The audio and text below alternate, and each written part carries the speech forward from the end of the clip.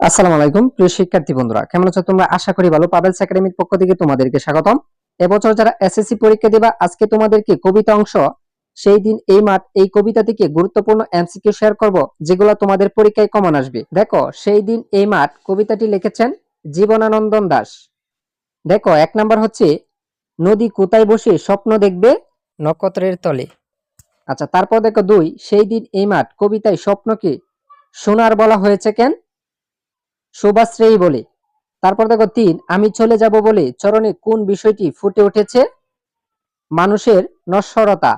তারপর দেখো চার, প্রকৃতি তার আপন রূপ রসগন্ধ নিয়ে কি হয়ে উঠেছে? প্রাণময়। তারপর দেখো পাঁচ, শিবিরের জলে ভেজা চালতা ফুলের সৌন্দর্য কি রকম? চালতা ফুলের সূর্যন্ত কি রকম? চালতা ফুলের সৌন্দর্য কি রকম? ঐশ্বর্যময়।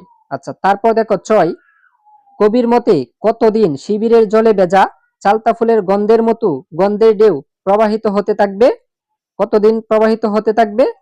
নিরন্তর। তারপর দেখো সাত, শিবিরের জলে ভেজা চালতা ফুলের গন্ধের ঢেউকে নরম বলা হয়েছে কেন? স্নিগ্ধতা বোঝাতে। আচ্ছা, তারপর দেখো আট, আমি চলে যাব বলে চালতা ফুল কি আর ভিজবে না শিবিরের জলে? পঙ্গটিতে কি ফুটে উঠেছে? পঙ্গটিতে কি ফুটে উঠেছে? প্রকৃতির শাশ্বত রূপ। আচ্ছা, তারপর দেখো নয়, আমি চলে যাব কোথায় যাবেন কবি? পরলোকে। তারপর দেখো দশ, লক্ষ্মী পেঁচার গান গাবে নাকি তার লক্ষ্মীটির ধরে? এখানে লক্ষ্মী পেঁচার গান বলতে কি বোঝানো হয়েছে? প্রণয় বার্তা। তারপর দেখো 11, চারিদিকে কি রকম বাতি দেখা যায়? চারিদিকে কি রকম বাতি দেখা যায়? চারিদিকে শান্ত বাতি দেখা যায়। আচ্ছা, তারপর দেখো 12, চরের খুব কাছে কি এসে লেগেছে? চরের খুব কাছে কুয়া নৌকা এসে লেগেছে। আচ্ছা, তারপর দেখো 13, সেই দিন এই মাঠ কবিতা পড়ে কোন দুটি সভ্যতার নাম জানা যায়? ঐশ্বরীয় ও বেবিলনীয় সভ্যতা। তারপর দেখো 14, চালতা ফুল কি আর ভিজবে না শিবিরের জলে? কবি কোন সময়ের কথা বলেছেন? কবি কোন সময়ের কথা বলেছেন? যখন কবি থাকবেন না। তারপর দেখো 15, লক্ষ্মী পেঁচা কার জন্য গান করবে? লক্ষ্মী পেঁচা লক্ষ্মীটির জন্য গান করবে। তারপর দেখো 16, পৃথিবীর এইসব গল্প বেঁচে রবে চিরকাল পঙ্গক্তিতে কি প্রকাশ পেয়েছে? কি প্রকাশ পেয়েছে? প্রকৃতির চিরকালীন সৌন্দর্য। তারপর দেখো 17, সেই দিন এই মাঠ কবিতায় প্রাধান্য পেয়েছে কোনটি? প্রকৃতির চিরন্তরতা।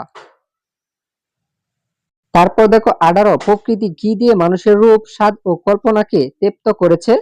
অফুরন্ত ঐশ্বর্য। তারপর দেখো 19, সেই দিন এই মাঠ কবিতায় মূল প্রাধান্য পেয়েছে প্রকৃতির নিরন্তরতা, আরেকটা হচ্ছে মৃত্যুর চেতনা। তারপর দেখো 20, সেই দিন এই মাঠ কবিতায় কবির ভাবনায় ধরা পড়েছে সভ্যতার চিরন্তরতা, জীবনের ক্ষণস্থায়িত্ব, প্রকৃতির চিরকালীন সৌন্দর্য। সুপ্রিয় শিক্ষার্থীরা, এই কবিতা থেকে তোমাদেরকে 20টি এমসিকিউ শেয়ার করেছি, যেগুলা তোমার মনোযোগ সহকারে পড়ে যে তোমাদের পরীক্ষায় কমন আসতে পারে। আর এরকম সিরিয়াল টু সিরিয়াল কবিতা অংশের এমসিকিউ পেতে অবশ্যই আমাদের চ্যানেলটিকে সাবস্ক্রাইব করে সাথেই থাকো।